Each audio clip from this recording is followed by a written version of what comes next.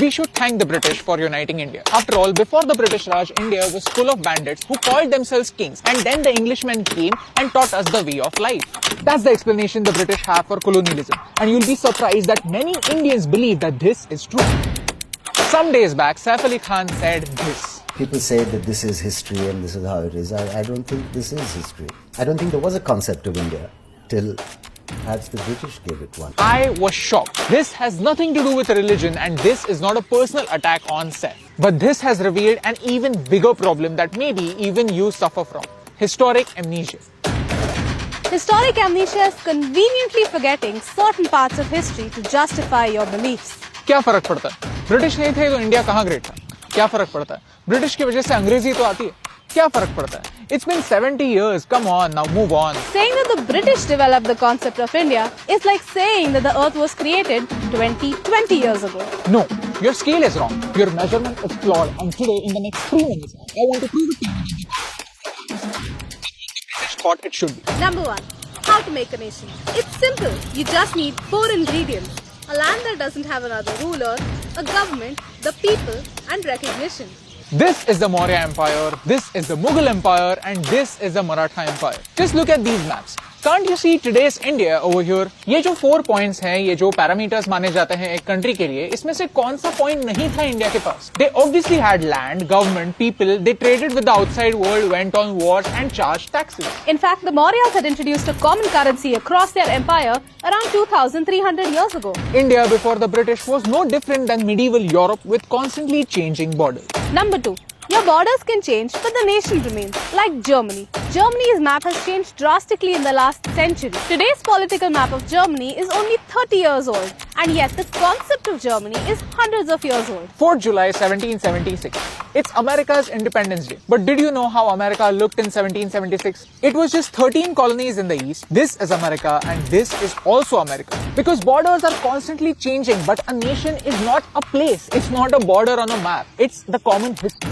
Common glory and common trauma that connects the people, and India has had a long history. Number 3. Our culture is our earliest recording. Our universities, our temples, our monuments. How can you say that all of this is not Indian history? The Guardian, a British newspaper, has fact-checked these things.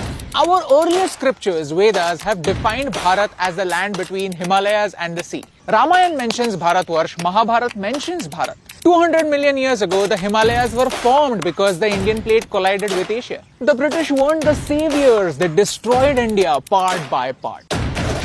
Before the British, every 1 out of 4 pieces of cloth made in the world came from India. Before the British, India was far superior at making swords. So much so that after a battle, a British soldier would dismount from his horse and pick up our swords. Before the British, we had our own industrial revolution. The only difference, it was sustainable. Shipmaking, handicraft, spices, and cotton. India had 25% of the world's wealth, but by the time they left, India had only 4% left. The British soldiers who worked in India for the crown were not paid by the crown. They were paid by Indians. We were literally paying for the privilege of being conquered by the British. And even while going, they gave us a final blow.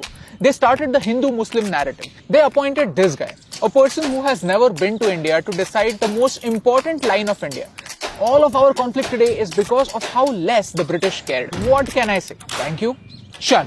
If you really want to be stingy and say that India should only be called as a political union after 1947, you are forgetting one major point. India was still a dominion till 1950, like a teenager who's allowed to take some minor decisions. India was still a soup of 550 princely states, and each kingdom had a choice not to be a part of India. It was the Iron Man, Sardar Vallabhbhai Patel, who travelled all over India to convince all these kings to accept India as a sovereign nation. The British didn't do squat. If you don't believe in Vedas, Mahabharata and all these empires, at least give credit to the man who actually formed India.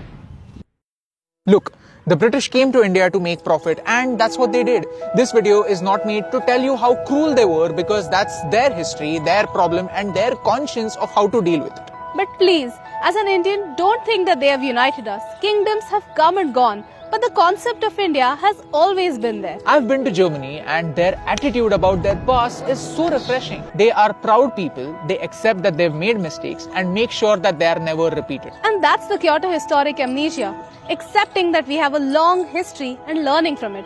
26 January. It's our Republic Day. On this day, we adopted our constitution in 1950. And this date is so important because in 1930 on this day, we as Indians made a public declaration of our independence. But like so many other things, people don't know that. And that's why this video, we're doing our bit to share knowledge, so that tomorrow if a friend asks you what was India before the British, you have a definite answer. A definite reason to love India. Because India was, is and forever will be much more than a colony. That's our mission. Will you help us in that?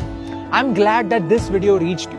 Help us reach one more person who would be proud to know all these facts. Tag your friends and share this video on your wall. Germany, Japan, Russia were built from ashes because they believed in the idea of a nation. They believed in a dream.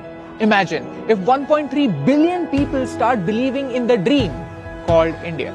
No challenge is impossible.